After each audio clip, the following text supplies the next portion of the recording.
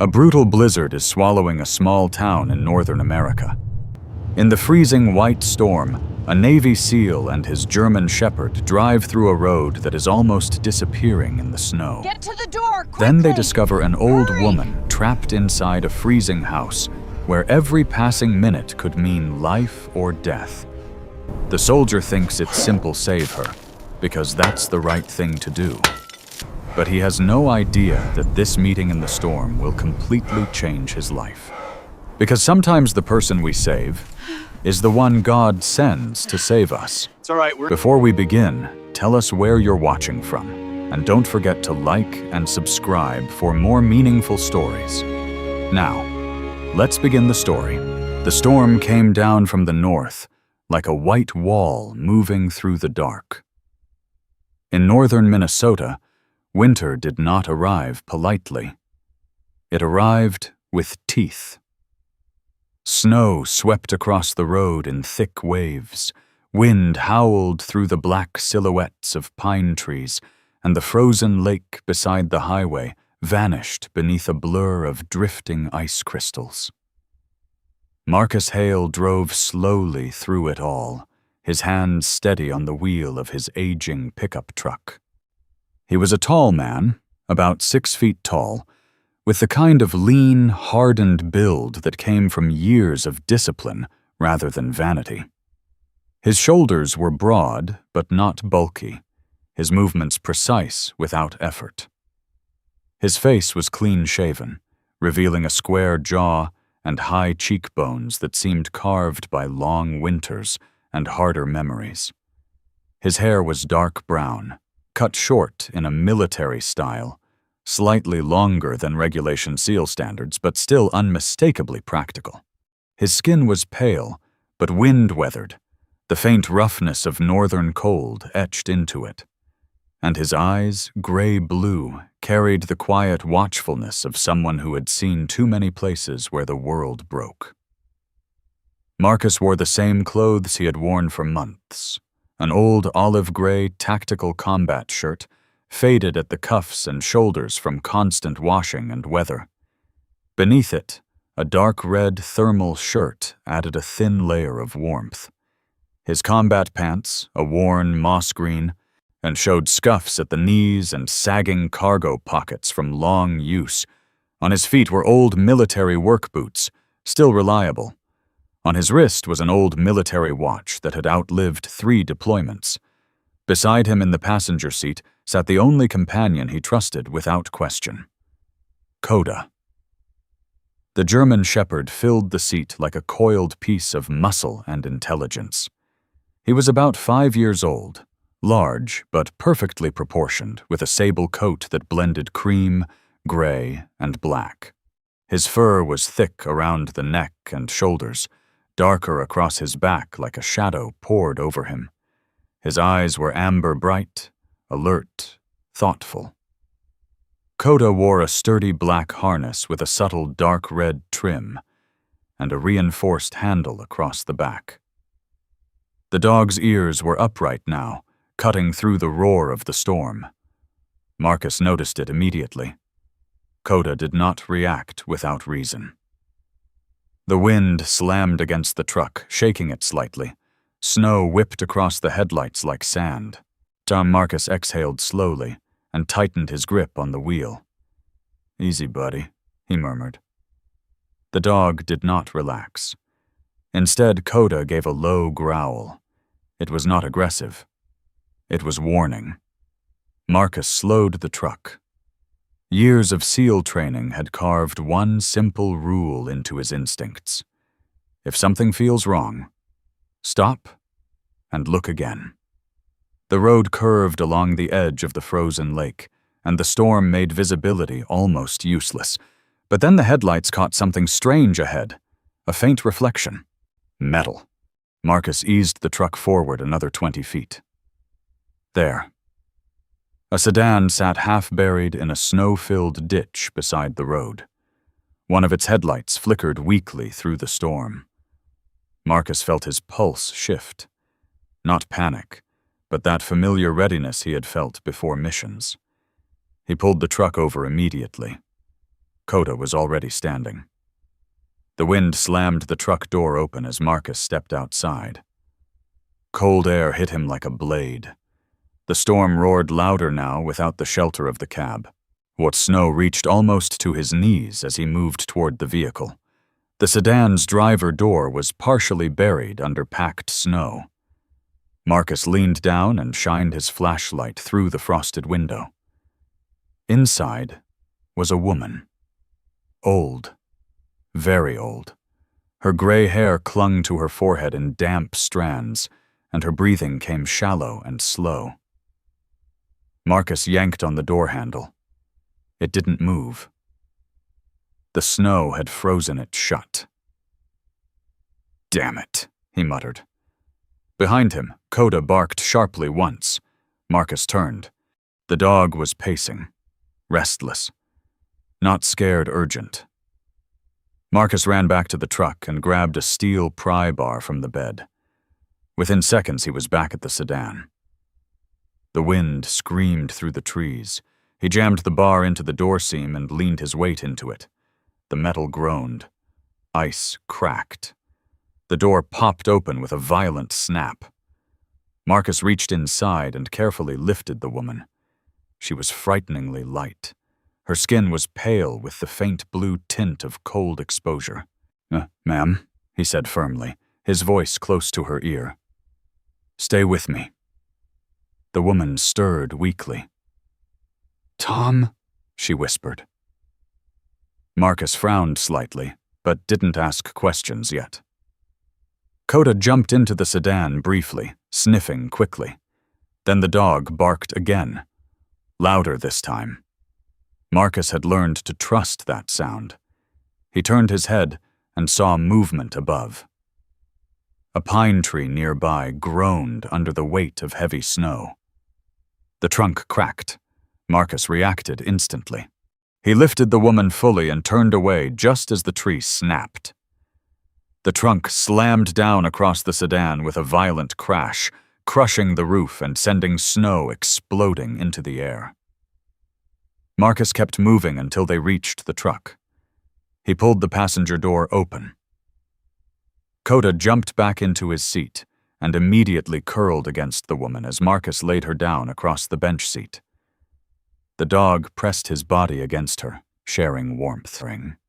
Marcus wrapped a blanket around her and started the truck. Warm air began blowing through the vents. For a moment, neither man nor dog moved. Marcus watched her breathing. Slow, but steady. "Good timing," he muttered to Coda.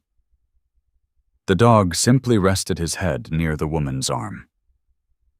After several minutes, the woman's eyes fluttered open. They were soft blue and clouded with age, but still sharp with awareness. "My car," she whispered. "Gone," Marcus said calmly. "A tree took care of that." The woman managed a small breath of laughter. "That figures." Marcus studied her briefly. She was small, probably close to 80.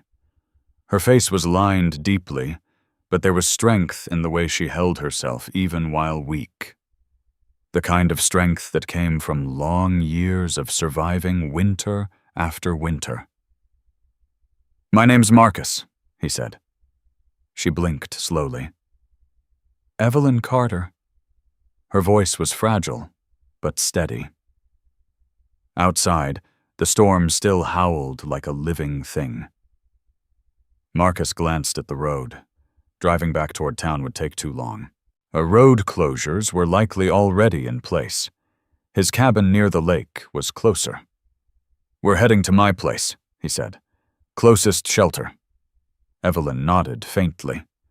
Before her eyes closed again, she whispered something. "Tom needs his medicine." Marcus raised an eyebrow. "Who's Tom?" "My neighbor," she murmured. "Tom Alvarez, old soldier, heart trouble." Marcus glanced briefly at Coda. The dog looked back calmly. Another veteran. Marcus turned the truck around. The cabin lights came into view 20 minutes later through the blowing snow. The place was small, just a wooden structure near the edge of the frozen lake, but it was solid and warm. Marcus carried Evelyn inside and set her carefully on the couch. Coda stayed beside her. Marcus stoked the fire in the wood stove and brought hot water. Gradually, color returned to Evelyn's face. She watched Marcus quietly while he worked. "You're a soldier," she said after a while. Marcus shrugged. "Used to be." "Still are," she replied gently. Marcus didn't answer. He simply added another log to the fire. Coda finally relaxed, lying across the rug near Evelyn's feet. Outside, the storm raged across the frozen lake. Inside the small cabin, warmth and quiet returned. Marcus leaned back in the chair and looked at the old woman. Just another rescue in bad weather, he thought. Nothing more. But sometimes the smallest moments on the coldest nights changed a life forever. He just didn't know it yet. Morning came slowly after the storm.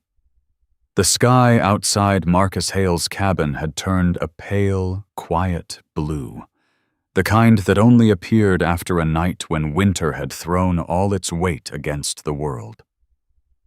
Snow lay everywhere, on the roof, the trees, the frozen lake stretching beyond the cabin like a sheet of dull glass.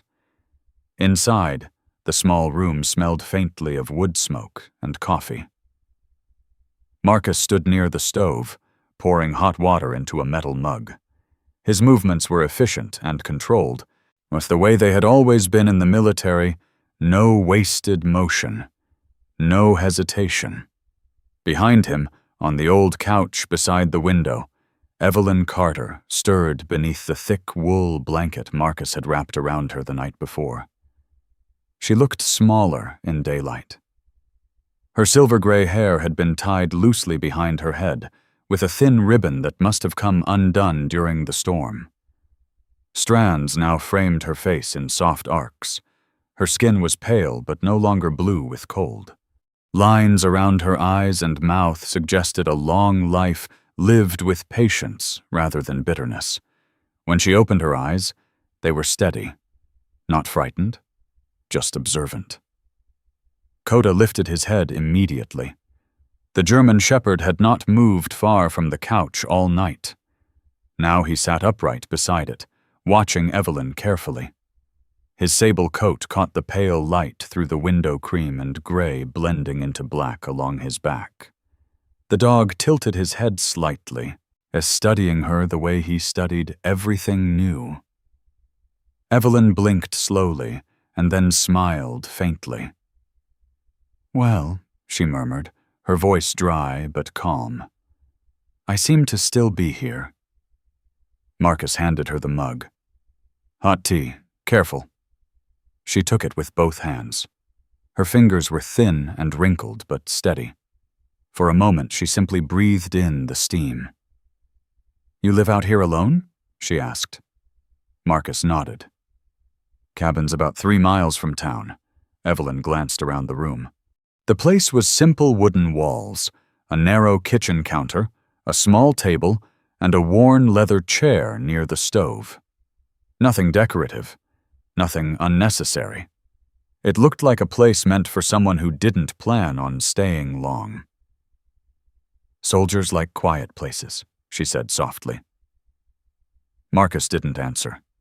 Instead, he looked out the window at the snow-covered road. The storm had left deep drifts across it. Driving would be slow, but possible. Coda stretched and stepped closer to Evelyn. But he sniffed her sleeve carefully before settling beside the couch again. The old woman chuckled quietly. "He's a handsome one." Marcus glanced down at the dog. "Coda."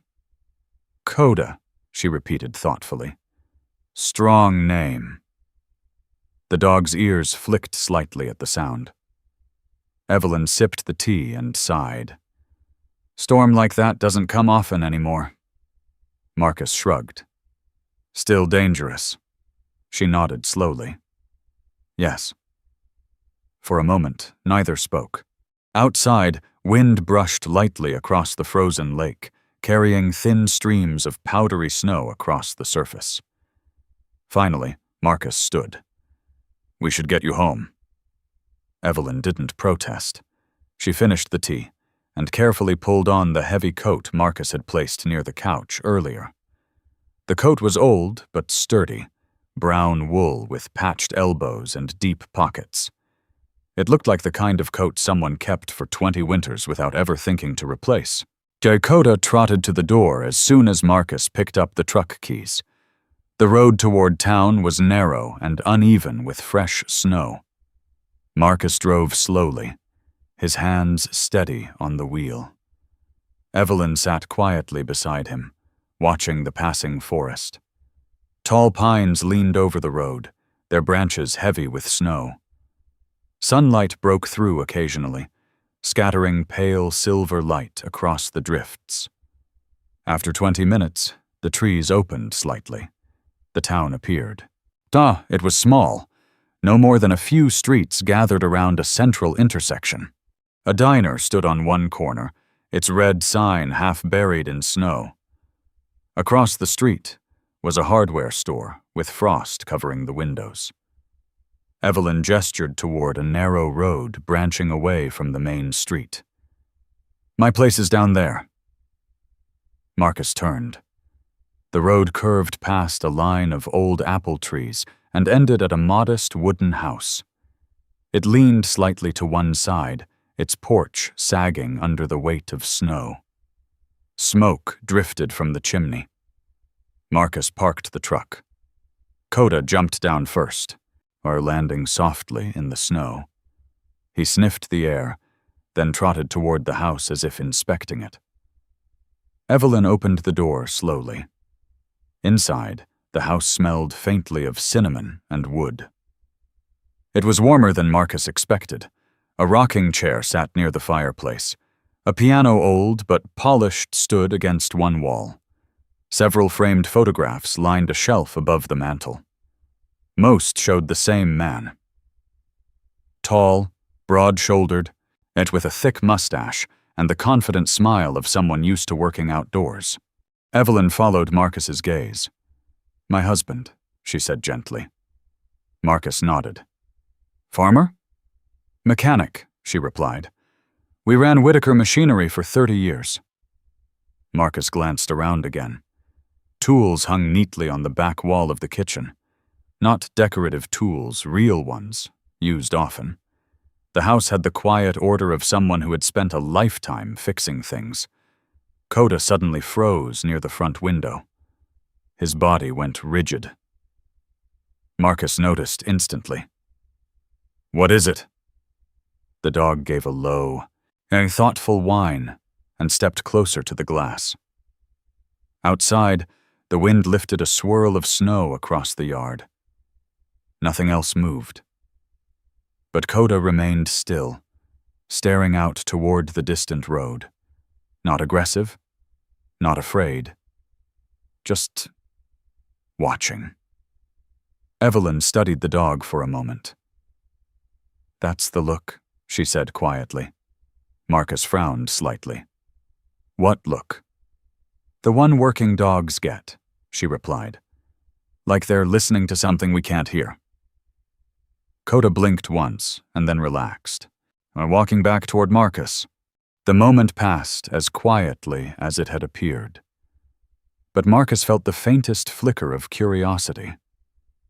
Evelyn moved slowly through the house, checking a few things: the stove, the kitchen counter, the back door. Marcus noticed several small repairs that needed attention. The porch railing was cracked. A section of the roof overhang sagged slightly. The wood stove pipe had a thin rust line along its seam. Nothing dangerous, but winter would make them worse. Evelyn caught him looking. "Old houses talk," she said. "You just have to listen long enough." Marcus walked out to the porch. Snow crunched beneath his boots. He examined the railing more closely. The wood was splitting near the joint. Behind him, Evelyn leaned lightly against the doorway. You don't have to worry about that, she said. Marcus shrugged. Habit. She studied him for a moment. You've spent a lot of time fixing broken things, haven't you? Marcus didn't answer directly. He simply walked back to the truck and returned with a toolbox. Evelyn watched silently as he began tightening bolts and reinforcing the railing. Coda wandered around the yard, occasionally digging at snow piles or sniffing the apple trees. Within an hour, the porch looked steadier. Marcus brushed snow from his gloves. That'll hold. Evelyn crossed her arms, smiling faintly. You do this for everyone you rescue? Marcus shrugged again. Just passing time. She tilted her head slightly. Oh, is that what you think you're doing? Marcus didn't respond. Instead, he packed the tools and carried them back to the truck. Coda followed, snow dusting his fur. Evelyn stood on the porch as Marcus started the engine. Marcus, she called. He paused. Yes?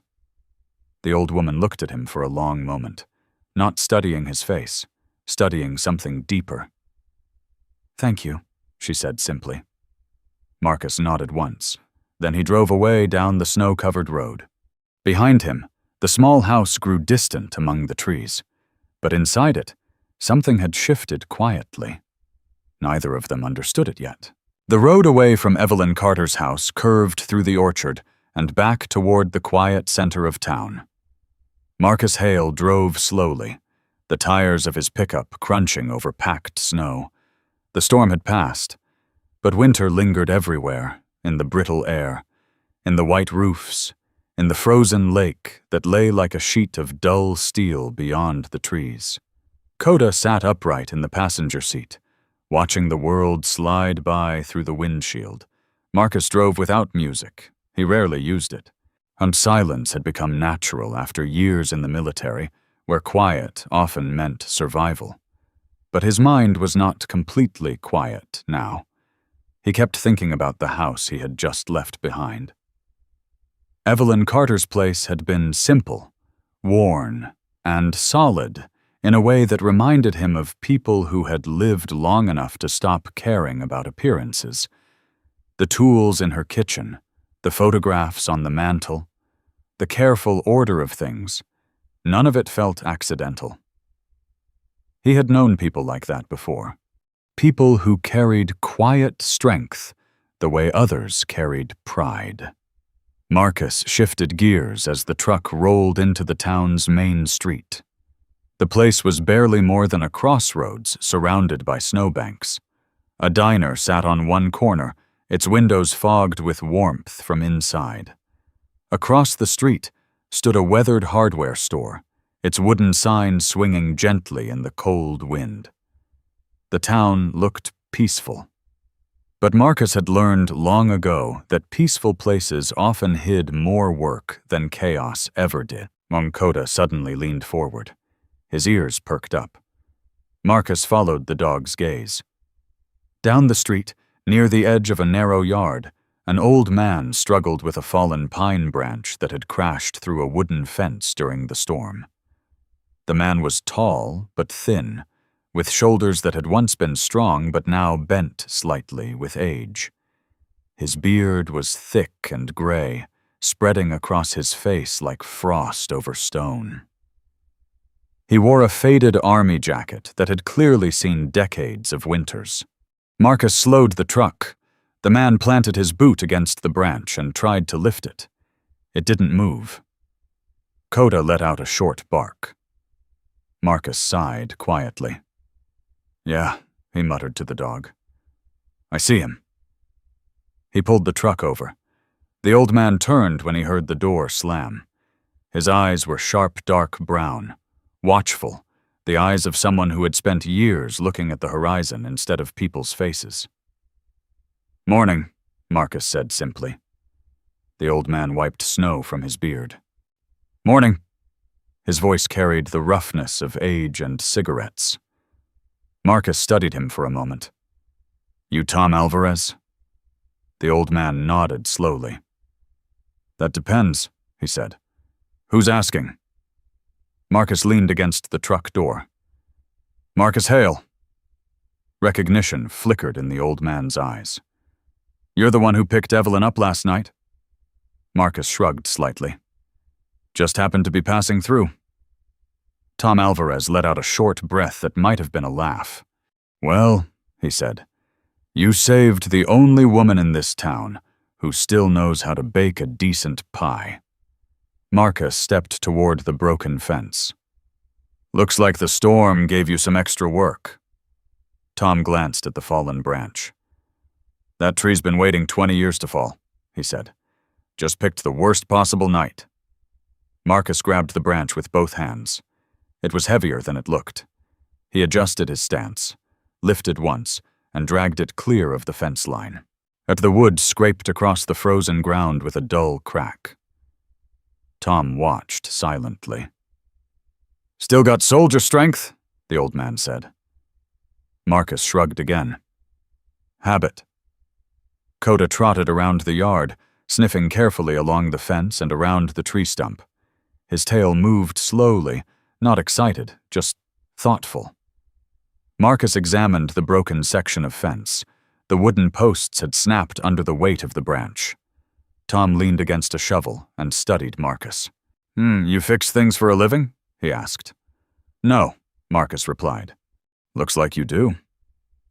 Marcus walked back to the truck and opened the bed. A small toolbox sat near the tailgate. Tom noticed it and smiled faintly. You came prepared. Marcus carried the box over. Always do. As Marcus knelt to examine the fence posts, Coda suddenly stopped moving. The dog lifted his head sharply and turned toward the house. Not toward Tom. Not toward Marcus. Toward the front porch. Marcus glanced up. Nothing moved there. But Coda remained completely still, yet eyes focused on the door, as if listening to something inside the house. The moment stretched longer than it should have. Tom followed the dog's gaze. Then the old man's expression softened.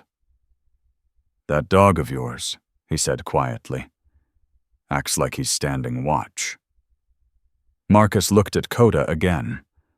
The German shepherd relaxed after a moment and resumed sniffing the snow. But Marcus felt the faintest stir of curiosity again. Some dogs reacted to commands, and Coda sometimes reacted to things Marcus couldn't see. Marcus set the first replacement post into the frozen ground. The work warmed his hands quickly. Tom brought over a metal brace from his shed. You've done this before, the old man said. Marcus drove the brace into place with the back of a hammer. Couple times. Tom watched carefully. There was something deliberate about the way Marcus worked. Every motion was direct, efficient, and controlled. Soldier habits. Tom knew them well. He had worn a uniform himself once. Vietnam. Long ago. The Army? Tom asked. Navy. Special Forces? Marcus didn't answer immediately. He tightened the last bolt and stood up. Something like that. Tom chuckled softly. Yeah, he said. I recognize the look. Marcus brushed snow from his gloves. What look? The one men get when they've seen enough of the world. Marcus didn't respond. The wind shifted, sending a cloud of fine snow across the yard. Coda bounded through it, shaking flakes from his coat. Within an hour, the fence stood upright again. The broken section had been reinforced with new braces and tightened wire. Tom stepped back and examined it. Well, he said, that's stronger than it was yesterday. Marcus closed the toolbox. Tom leaned against the fence. You staying around town long? Marcus glanced toward the road. Not sure. The old man studied him carefully. That's soldier talk, Tom said. Means you don't know what comes next. Marcus met his gaze. Maybe. Tom nodded slowly. You'll figure it out. Marcus lifted the toolbox and carried it back to the truck. Coda followed. As Marcus climbed into the driver's seat, Tom spoke again. "Hey." Marcus paused.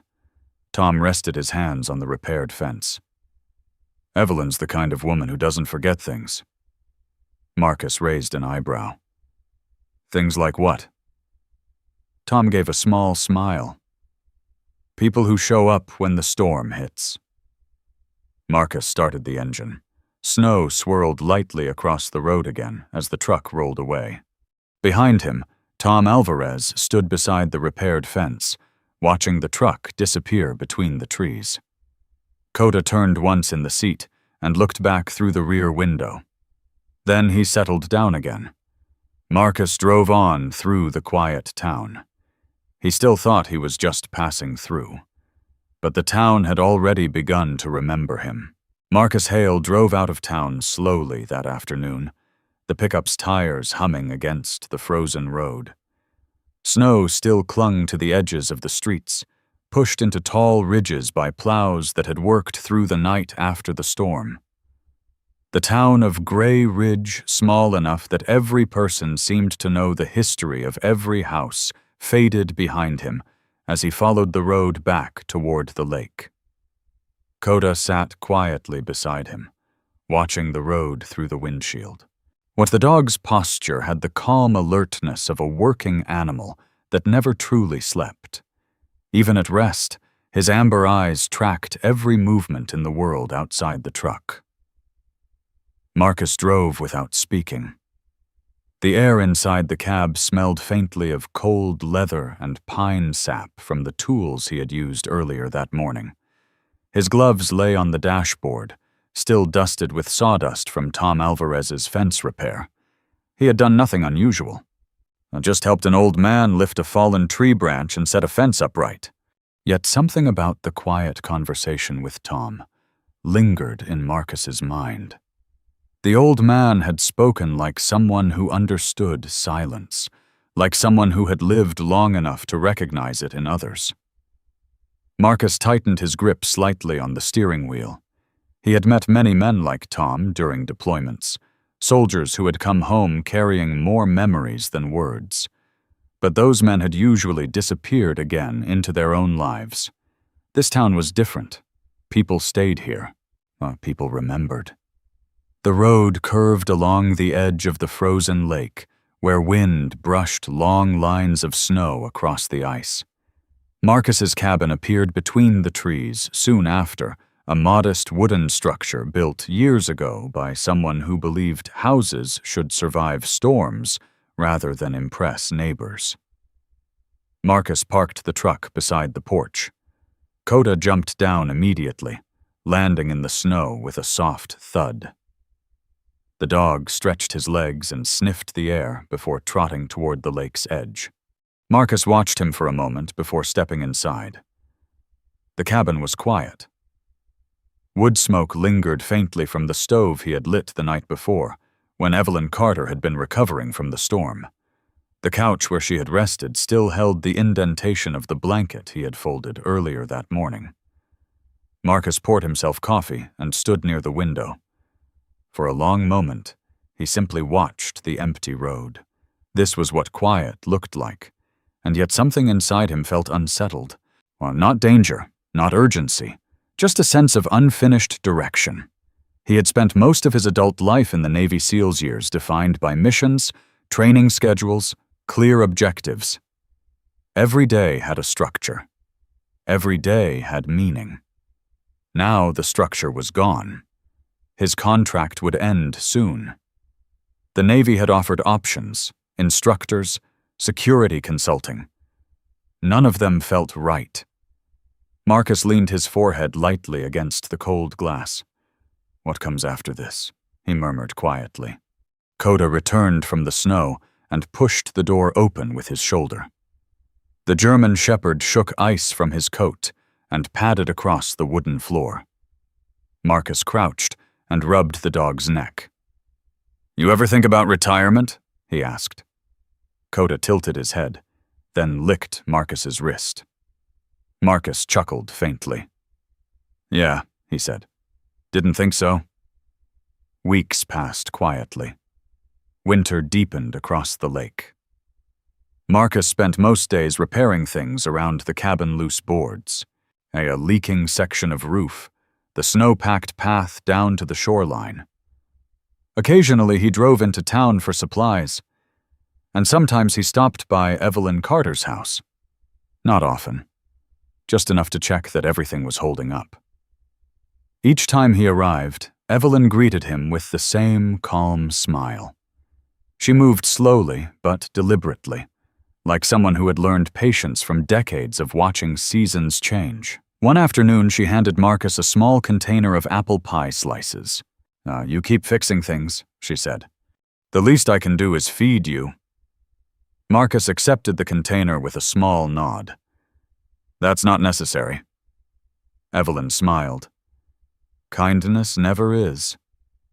Marcus didn't argue.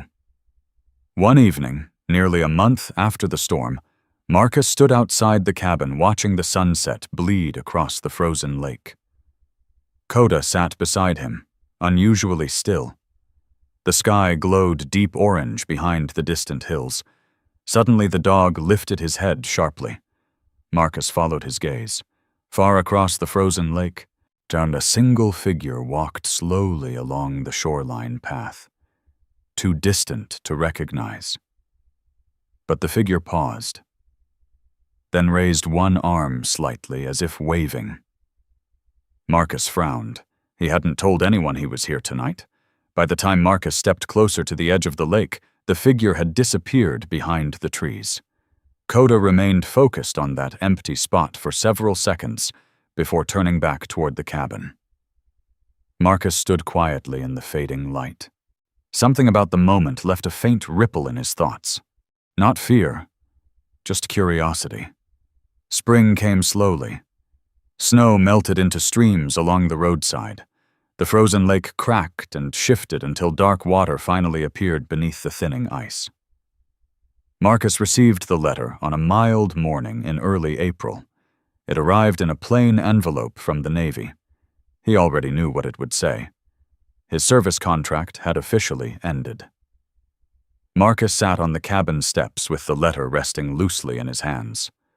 Coda lay nearby, or chewing on a stick he had found in the woods. The wind carried the smell of thawing earth. Marcus stared out across the lake. For years his life had been defined by the uniform he wore. Now that identity had simply stopped. No ceremony, no final mission. Just a letter. Marcus folded the paper carefully. "Guess that's it," he said quietly. Coda dropped the stick and walked over, placing his head gently against Marcus's knee. Marcus scratched behind the dog's ear. "Yeah," he murmured. We'll figure it out." But the truth was, he had no idea what it was. Days passed. Marcus tried to keep busy. He fixed an old snowblower in the shed, repaired a loose beam under the porch, chopped wood he probably wouldn't need until next winter. Yet the emptiness lingered. Without missions, time stretched strangely. Long mornings, even longer evenings. One afternoon, Marcus drove into town again. The diner windows were open now, letting warm air drift inside. The place smelled like coffee, bacon, and fried potatoes. Just behind the counter stood Sam Carter, the diner's owner. Sam was a woman in her late 40s, tall and sturdy with curly brown hair pulled into a loose ponytail. Her face carried the easy confidence of someone who had spent decades serving the same community. She wore a faded apron over a flannel shirt and greeted customers like old friends. When Marcus walked in, she glanced up. "You're the fellow with the shepherd," she said immediately. Marcus nodded slightly. "That obvious?" Sam grinned. "That dog of yours waits outside the door like a bouncer." Marcus glanced through the window. Coda indeed sat outside, watching the street.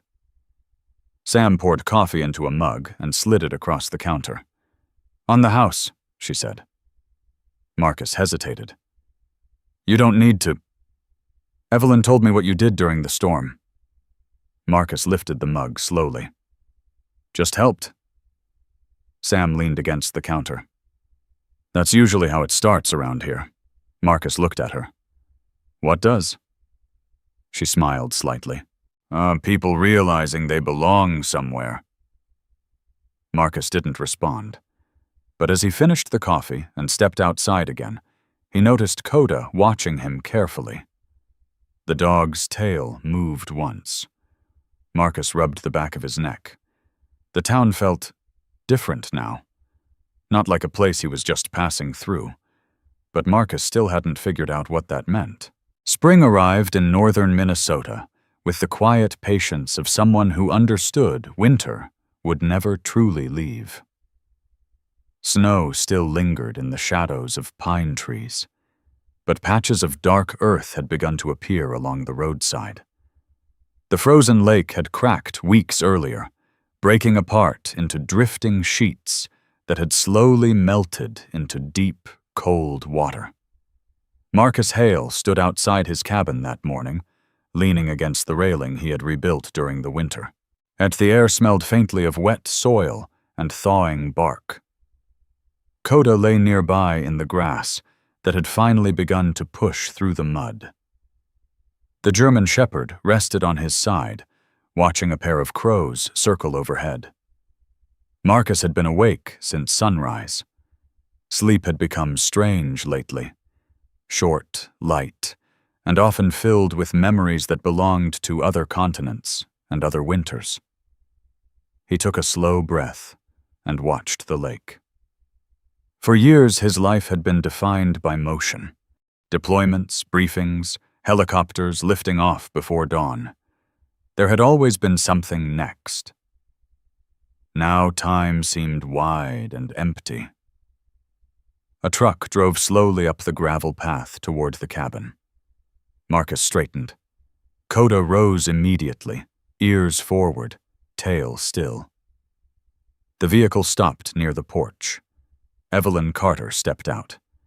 She moved carefully, leaning slightly on a wooden cane Marcus had never seen before. Her gray hair had been braided loosely behind her head. Oh, and she wore a long navy blue coat that brushed the tops of her boots. Even at nearly 80, she carried herself with quiet dignity. Coda trotted forward and greeted her with a soft wag of his tail. Well now, Evelyn said gently, reaching down to scratch behind the dog's ear. Still guarding the place, are you? Marcus stepped down from the porch. You shouldn't be driving alone, he said. Evelyn smiled faintly. I've been driving longer than you've been alive. Marcus opened the truck door for her anyway. She lifted a small wooden box from the passenger seat. It was old dark oak, worn smooth at the corners, the kind of box that had been opened and closed hundreds of times over many years. Evelyn carried it carefully toward the porch. Marcus frowned slightly. What's that? Something that belongs to you, she said. Marcus followed her inside. The cabin smelled of coffee and fresh pine wood from the repairs Marcus had been working on. Sunlight spilled through the window, illuminating the dust floating lazily in the air. Evelyn placed the wooden box on the kitchen table. Marcus remained standing. I didn't leave anything here. Evelyn rested both hands on the lid. You didn't, she said quietly. But you left something in town. Marcus watched her closely. For a moment, she didn't open the box. Instead, she looked around the cabin, the chair near the stove, the fishing rod leaning against the wall, the boots by the door. You've been restless, she said. Marcus gave a small shrug. Just adjusting. Evelyn nodded. Yes. She slowly lifted the lid of the box. Inside were envelopes. Dozens of them. Handwritten. Marcus stared at them. What is this? Evelyn slid one envelope toward him. Read it. Marcus hesitated, then picked it up. The handwriting was uneven, but careful. He unfolded the paper. Marcus, you probably didn't think much about fixing my fence after that storm, but you were the first person who stopped to help in years. I can't climb ladders anymore, else that fence would still be broken without you. Tom Alvarez. Marcus lowered the letter slightly. Evelyn pushed another envelope toward him. Keep going. Marcus opened the second. Mr. Hale, thank you for fixing the broken sign outside the diner. It had been falling apart since last winter, but I didn't have the money to replace it. Customers noticed the next morning. Sam Carter. Marcus looked up at Evelyn. You collected these? She smiled softly. I asked. Marcus opened another letter. This one was from Ben Holloway, the large farmer whose tractor Marcus had repaired weeks earlier. Ben's handwriting was bold and uneven. Marcus, that tractor's been running better than it has in 10 years. You didn't even charge me what it was worth. People like that are rare. Don't disappear on us. Marcus felt something shift quietly inside his chest. He placed the letters back in the box. You didn't have to do this. Evelyn folded her hands together. Yes, she said. I did. Coda suddenly stepped closer to the table. The dog placed his front paws gently against Marcus's leg. Marcus looked down. Coda wasn't begging for attention. He was staring directly at the open box. The dog sniffed once, slowly, and then sat down beside Marcus, almost like he was standing watch over the letters. Evelyn noticed too. Animals know things, she murmured. Marcus ran a hand over the back of his neck. What things? Evelyn met his eyes. Oh, the difference between someone passing through and someone who belongs somewhere. Marcus didn't answer, but he didn't close the box either. Evelyn reached into the box again and removed a final envelope. This one came yesterday, she said. Marcus opened it carefully. The paper was thin and folded several times. The handwriting was shaky. Marcus. You drove me to the clinic when my truck wouldn't start. I didn't say much at the time because my breathing was bad that day. But I want you to know it mattered. Duh. Harold Jensen. Marcus exhaled slowly. He remembered Harold. An old man with weak lungs who lived near the northern road. Marcus had barely thought about the ride afterward. Evelyn closed the box gently. You think you're drifting? She said. Marcus stared out the window toward the lake. That's what it feels like. Evelyn tapped the box lightly. Those letters say otherwise. Marcus rubbed his hands together slowly. I was just helping. Evelyn nodded. Yes? She leaned back slightly in the chair. That's exactly the point. Marcus studied the table. The sunlight across the letters made the paper glow softly. You spent years in the Navy, Evelyn continued. Your life had missions. Marcus nodded faintly. Clear objectives, she said. Clear endings. Marcus looked up. And now? He asked. Evelyn smiled gently. Now the missions are quieter. Marcus said nothing. Coda shifted slightly beside him, resting his head against Marcus's knee. The weight of the dog felt grounding. Real. Evelyn pushed the wooden box toward him. You should keep those. Marcus hesitated. Then he placed the lid back on the box. For a long moment, he didn't speak. Finally, he said quietly, I didn't realize people noticed. Evelyn's eyes softened. Oh, she said. They notice far more than you think. Outside, wind moved softly across the lake. Marcus lifted the wooden box and held it in both hands. For the first time in weeks, the quiet around him didn't feel empty. It felt possible? The wooden box remained on Marcus Hale's kitchen table for several days. He didn't move it. He didn't open it again either. But every morning, when sunlight slipped through the cabin window and landed across the table, the edge of the box caught the light like a quiet reminder waiting for him. Outside, spring had fully claimed the lake.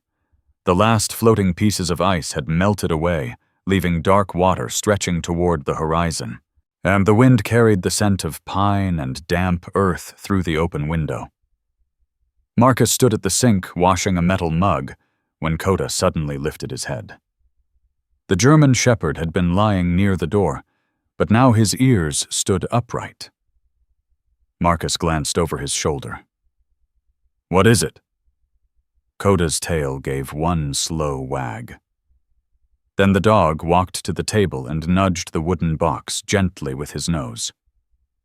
Marcus dried his hands on a towel and looked at it again. He let out a quiet breath. "You're not subtle, you know that?" Coda sat beside the table.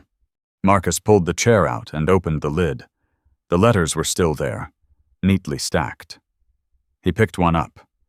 Tom Alvarez's handwriting looked rough but steady. The words were simple, but they carried the weight of someone who didn't write letters easily. Marcus set the paper back down. He closed the lid again. "All right," he muttered. He grabbed his jacket from the back of the chair. Coda was already standing at the door. The town of Grey Ridge had grown warmer in the past few weeks. Yes, snow had retreated to the shaded edges of the forest, and the streets had turned muddy with thawing soil.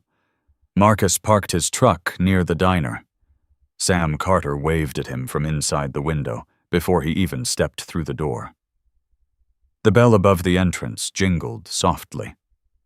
Sam stood behind the counter, wiping down a row of coffee mugs. She wore the same faded apron Marcus remembered from his last visit, though today a bright red scarf was tied loosely around her neck. "Well," she said with a grin, "look who decided to come back." Marcus nodded once. "Morning." Sam slid a cup of coffee across the counter without asking. "Still black?" Marcus gave a small shrug. "Still works." Coda lay down near the door, his amber eyes tracking every movement in the room. Two older men sat in a booth near the window playing cards. Sam leaned her elbows on the counter. "You look less lost today." Marcus raised an eyebrow. "I looked lost?" Sam smirked. "It's like a soldier waiting for orders." Marcus took a sip of coffee. "Maybe I was." Sam nodded toward the door. "Well, if you're looking for something to do, half the town is fixing things after that storm." Marcus set the mug down. "That so?" "Roof repairs, broken sheds, fences," she said, counting them off on her fingers. She paused. "And Mrs. Collins needs someone to clear branches from her yard." Marcus tilted his head slightly.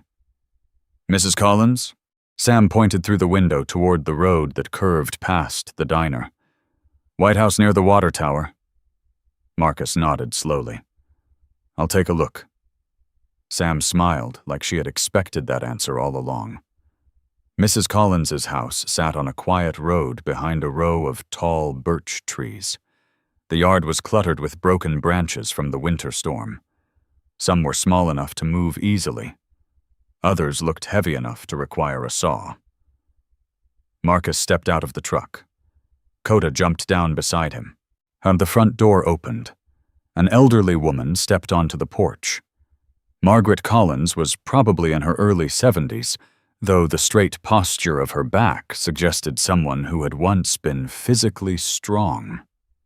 Her hair was silver and pulled tightly into a bun, and thin glasses rested low on the bridge of her nose. She wore a green wool sweater and work gloves that were slightly too large for her hands. "You must be Marcus," she said. Her voice carried the clear tone of someone who had spent years speaking in classrooms.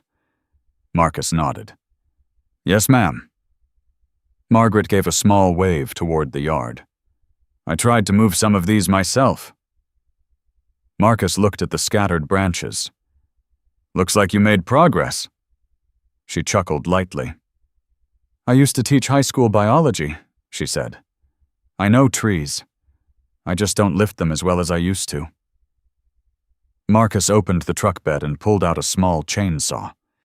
I'll handle the bigger ones. Margaret crossed her arms and watched as Marcus got to work. The saw buzzed steadily through the thick branches. Coda moved through the yard, sniffing carefully around each pile of wood. Birds chirped loudly from the birch trees overhead. For a while, the only sounds were the chainsaw and the wind moving through the leaves. Suddenly, Coda froze. Marcus noticed immediately. The dog was staring toward the back of the yard, not barking, not growling, just standing perfectly still. Marcus shut off the chainsaw. What is it, boy? Coda walked slowly toward the far fence line. Marcus followed. Near the edge of the property stood a narrow wooden shed, half hidden behind a row of bushes. The door hung slightly open. Marcus stepped closer. Inside the shed was an old workbench covered with gardening tools. Nothing unusual, but Coda walked directly to a small wooden stool near the wall and sat down beside it. Marcus frowned. What's so interesting about that? Margaret stepped up behind them. Oh, she said softly. That stool belonged to my husband. Marcus turned slightly. He passed away 3 years ago, she continued quietly. Coda must smell him. The German shepherd remained seated beside the stool, calm and still. Margaret wiped her hands on her sweater. Funny how dogs notice things we forget. Marcus looked down at Coda. For a moment, the dog simply rested his head against the wooden leg of the stool, and then he stood up and trotted back toward the yard. The moment passed, but something about it stayed with Marcus. By late afternoon, the yard looked completely different. Branches had been cut into neat stacks near the road. Margaret inspected the work carefully. You're very efficient, she said. Marcus shrugged. Years of practice. She walked over to the porch steps. You know, she said thoughtfully, most people here think you're just passing through. Marcus leaned against the truck. Maybe I am. Margaret studied him over the rim of her glasses. But people who pass through usually don't fix other people's yards. Marcus didn't answer. Coda jumped into the passenger seat and curled up comfortably. Margaret gave a small smile. You remind me of my students, she said. The ones who didn't realize they were good at something. Marcus closed the truck door. What was that? Helping, she replied. Marcus started the engine. As he drove away from the house, he glanced briefly at the wooden box resting on the passenger seat beside him. For the first time since receiving it, he didn't feel like the letters were reminders of something he had lost. They felt more like directions. Morning arrived gently over Gray Ridge. Spring had fully unfolded across the small northern town.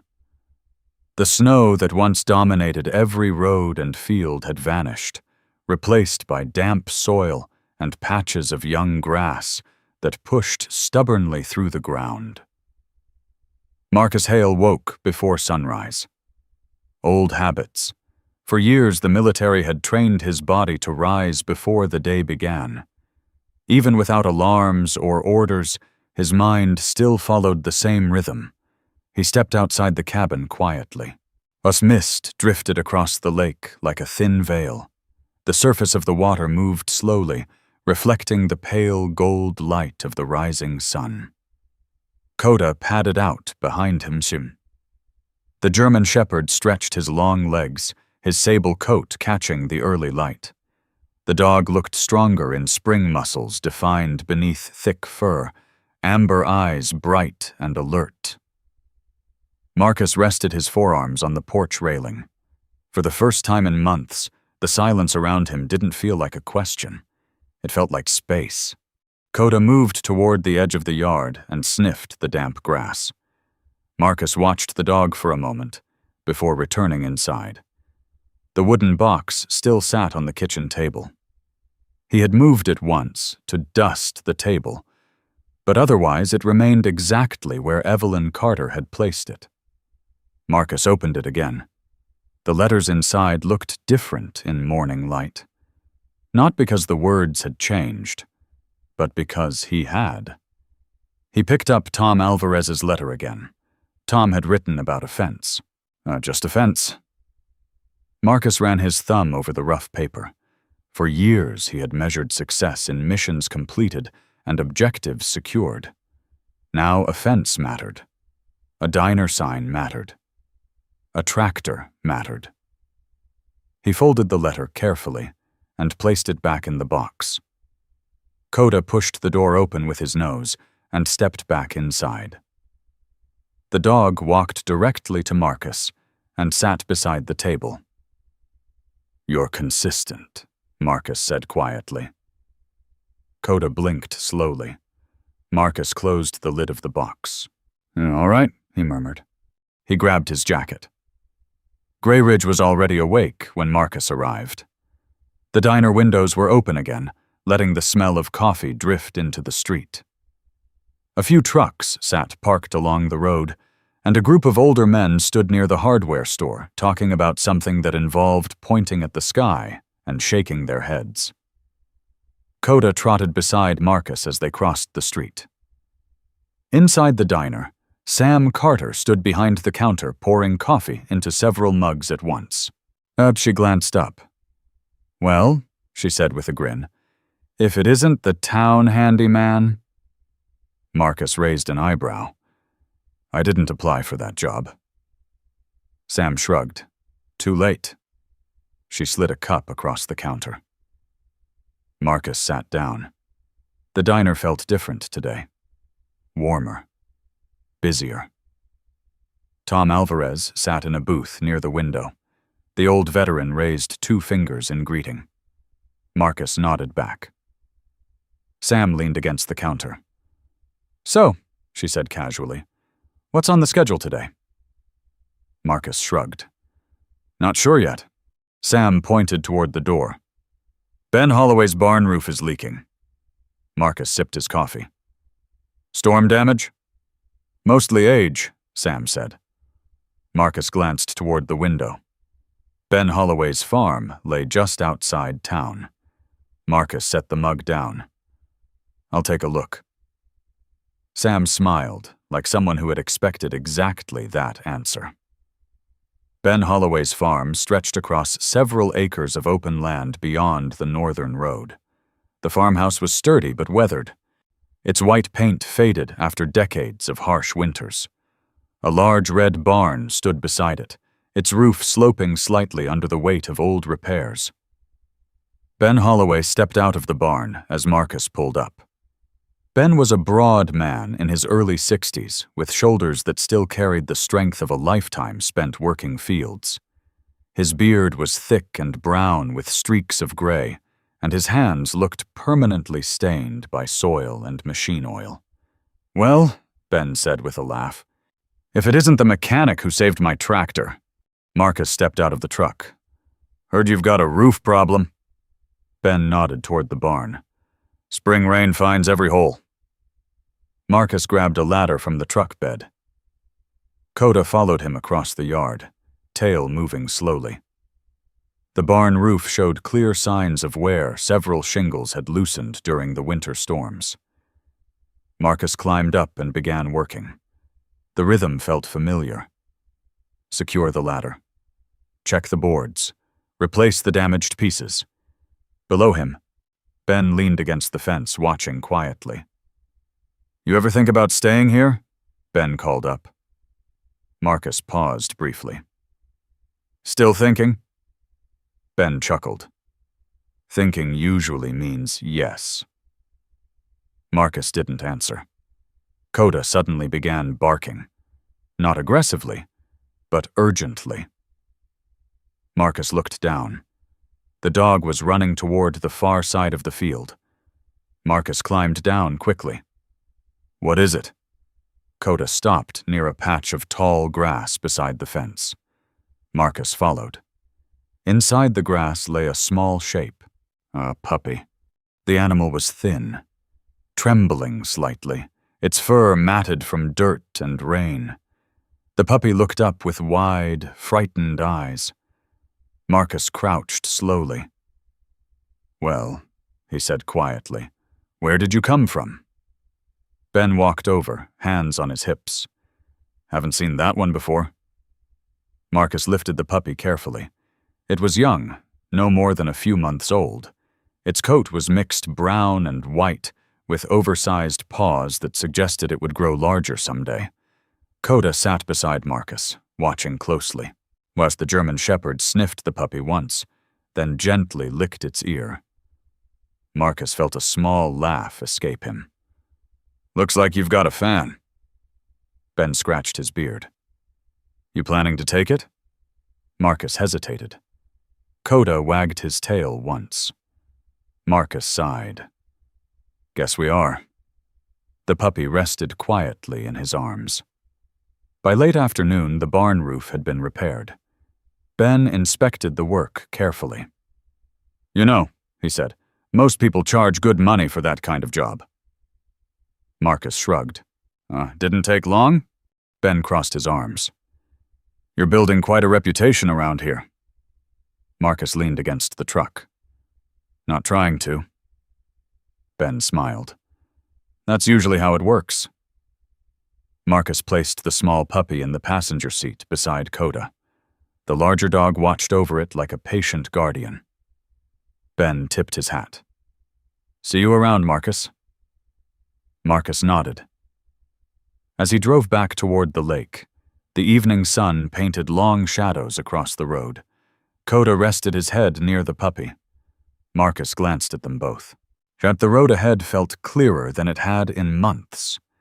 Not because someone had given him orders, but because he had finally understood something simple.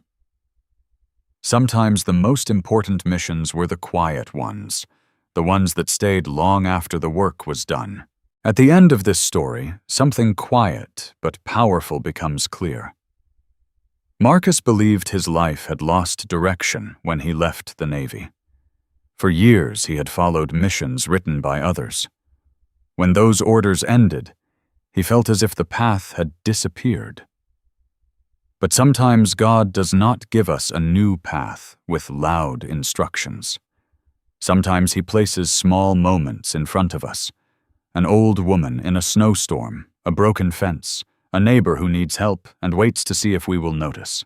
Thus Marcus thought he was simply passing through a small town. In truth, every act of kindness was part of something much larger. The storm that night, the people he met, even the letters in the wooden box were reminders that purpose does not disappear when one chapter of life ends. God often works quietly, guiding people not through dramatic signs, but through ordinary opportunities to care for others.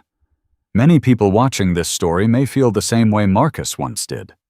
There are moments in life when the future feels uncertain, when we wonder whether what we do truly matters. But sometimes the greatest meaning is found in the simplest acts: helping a neighbor, listening to someone who is lonely, fixing something broken, or offering kindness when it is least expected. Those small choices may feel ordinary to us, but they may be the answer to someone else's prayer. Perhaps that is one of the ways God performs miracles in everyday life. Well, not always through thunder or light, but through people who quietly choose compassion. If this story touched your heart, take a moment to share your thoughts in the comments. Your words might encourage someone who needs hope today. You can also share this video with someone who might need a reminder that their life still has purpose. And if you enjoy stories about faith, kindness, and the quiet strength of ordinary people, consider subscribing to the channel so you do not miss the next story. May God watch over you and your family. May He guide your steps, bring peace to your heart, and remind you that even the smallest act of love can become part of something greater than we can see.